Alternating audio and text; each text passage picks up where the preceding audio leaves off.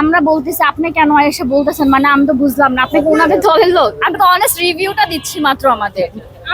আমাদের রিভিউতে ওনাদের খাওয়া হচ্ছে বন্ধ হয়ে যাবে না, কারণ যারা খাওয়ার তারা এমনি খাবে। ওনারটা দেখে মনে হলো যে না হয়তোবা আন্টি কেকটা হচ্ছে দেখি খায়া দেখি, আমরা কিন্তু এটা খায়া আসি, আমাদের কিন্তু এটা খাওয়ার প্রয়োজন ছিল না। দুইটার মধ্যে ডিফারেন্ট বোঝার জন্য এই জন্য আমরা হচ্ছে এই কেকটা খেয়েছি। বাট আন্টির কেকটা আসলে অনেক ভালো, আর দেখে মনে হচ্ছে যে এটা হোমমেড কেক।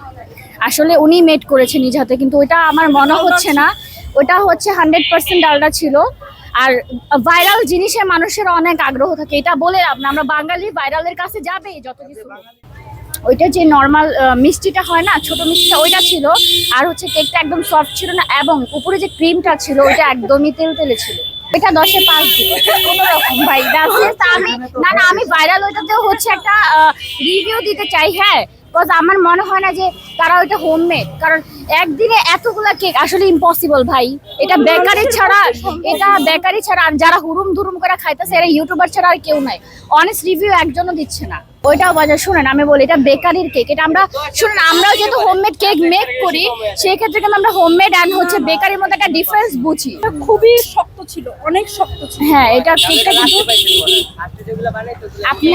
আমরা বলতেছি, আপনি কেন এসে বলতেছেন? মানে আমি তো বুঝলাম না, আপনি কি ওনাদের দলের লোক? আমি তো অনেস্ট রিভিউটা দিচ্ছি মাত্র।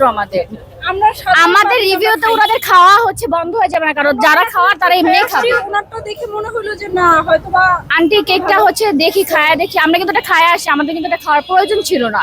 দুইটার মধ্যে ডিফারেন্ট বোঝার জন্য এই জন্য আমরা হচ্ছে এই কেকটা খেয়েছি। বাট আন্টির কেকটা আসলে অনেক ভালো, আর দেখে মনে হচ্ছে যে এটা হোমমেড কেক। আসলে উনি মেড করেছে নিজ হাতে, কিন্তু ওইটা আমার মনে হচ্ছে না। ওটা হচ্ছে 100% ডালডা ছিল। আর ভাইরাল জিনিসে মানুষের অনেক আগ্রহ থাকে, এটা বলে লাভ না। আমরা বাঙালি, ভাইরালের কাছে যাবে যত কিছু। সো আমি হচ্ছে এটাই বলতে চাইছিলাম যে ওইখানে যাইতে চাইছিলাম এই জন্য একটা অনেস্ট রিভিউ দেওয়ার জন্য। যেটা যাই হোক ভাই, আপনি নিয়ে নিছেন, হয়তো এটা অনেকে দেখবে, আমাকে অনেকে দেখবে আমি জানি। সো আমি এটা বলতে চাই যে ওনাদেরটা আমার মতে মনে হচ্ছে এটা বেকারির কেক, কারণ এতগুলা কেক ভাই একদিনে পসিবল না, কখনোই না। তারা কেকও মেক করতেছে, পুডিংও মেক করতেছে, এটা ইম্পসিবল, এটা কখনোই পসিবল না। ভাইরাল জিনিসের প্রতি আসলে আমাদের অ্যাট্রাক্ট হওয়া ঠিক না আসলে। মানে আমরা চাই কি, আমরাও যাই ওখানে যে আমরা ভাইরাল হই, মানে এরকম একটা অ্যাটেনশন থাকে, ক্রিয়েট হয় ওদের। ওরাও আসে খাইতে যে আমরা ভাইরাল হবো, আমাদেরকে দেখাবে। মোস্ট ইম্পর্টেন্ট কথা হচ্ছে ওরা ভাইরাল হতেই আসে। এর পিছনে কি ফুড ব্লগারদের কোনো দোষ দিবেন আপনি? অবশ্যই ভাই, ওরা তো ফ্রি খায়, ফ্রি খেয়ে তারপর হচ্ছে রিভিউ দাও, ওয়াও ও মাই গড, মানে এমন এক্সাইটেড হয়ে যায়। আমরা বলি কি ওটা টেস্ট করবই। পরে যখন দেখি যে না, 2-1 জন হচ্ছে অনেস্ট রিভিউটা দিচ্ছে, তখন মনে হয় যে ভাই এখানে আরেকটা কথা, সেটা হচ্ছে দেখেন আন্টিদের কেকটা আমি অনেস্টলি বলতেছি যে অনেক ভালো, অনেক ভালো। তো তাদের জন্য কিন্তু ওনারা যারা অনেস্টলি কাজ করতেছে তারা কিন্তু চান্স পাচ্ছে না। তারা চাপা পড়ে যাচ্ছে। ঠিক আছে, তো আমার মনে হয় যে সততার সাথে ব্যবসাটা আমাদের কি মান সম্মান থাকবে ওদের ছেলে?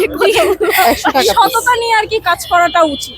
বাঙালি আসলে কিছুই বুঝেন, এরা ভাইরাল কোথায় দেখলে ওইখানে নর্দমান থেকে উঠায় আনা হয়, সেটাও তারা খাবে ভাই, চেটে পুটে খাবে। আর বলবে ইনফ্লুয়েন্সাররা ও মাই গড ওয়াও এক্সাইটেড এত। ভাই সিরিয়াসলি আমি না মন থেকে রিভিউটা দিছি, বুঝছেন? আমার অনেক ইচ্ছা ছিল, যাই হোক আমি মনে চাপা দিয়ে রেখেছি। আমি বলতেছিলাম দোস্ত আমি রিভিউ দিতে চাই। নষ্ট হয়ে গেছে ওইটা খায়, সিরিয়াস, ওটা খায় আমাদের মুখ নষ্ট হয়ে গেছে। অবশ্যই একদম 100 টাকা ওয়েস্ট হইছে। মানে কি বলবো, এটা খেয়ে আমরা স্যাটিসফাইড। এখন তুমি পাবলিকদের উদ্দেশ্যে কিছু বলো, তুমি তো অনেক ভালো বলতে পারো। আমি এক্সাইটমেন্ট ঠেলাই না, ওইটাই বলবো যে আসলে আপনারা যোগ্য মানুষের যোগ্য জিনিসের হচ্ছে কদর করবেন, তার কারণ ওনারা খুব কষ্ট করে এটা বানায়। আর একজন হচ্ছে গিয়ে একটা, আমি জানি না ওনারা কিভাবে কি বলতেছে, বাট অনেস্টলি এটা একটু খতিয়ে দেখা উচিত। এটা কিভাবে পসিবল?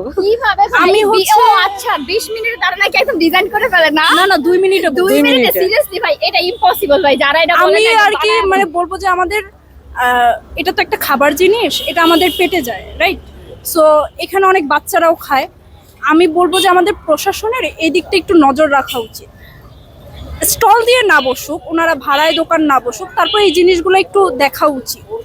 তো আমি মানে ওইটাই বলবো যে, আর ব্যবসায়ীদের বলবো যে আপনারা প্লিজ সততা নিয়ে ব্যবসা মানুষের আসলে এত ইয়ে করা উচিত টাকাটা।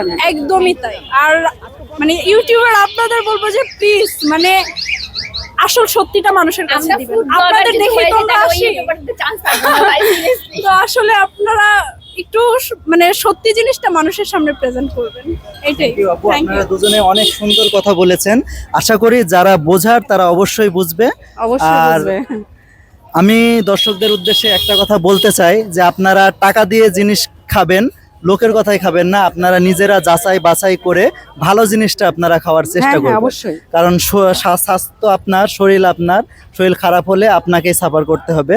তো আপনার এই আগারগাঁও নতুন রাস্তায় আরো বেশ কিছু কেক আছে, আপনারা সেখান থেকেও খেয়ে দেখবেন যে কোনটা ভালো কোনটা খারাপ। হ্যাঁ। শুধু ভাইরালের পিছনে আপনারা ছুটবেন না। তো কেমন লাগলো আজকের এই ভিডিওটা অবশ্যই আমাকে কমেন্টে জানাবেন। আর আপনারাও আপনাদের অভিমত কমেন্টে শেয়ার করতে পারেন। ততক্ষণ পর্যন্ত সকলেই সুস্থ থাকবেন, ভালো থাকবেন। আসসালামু আলাইকুম।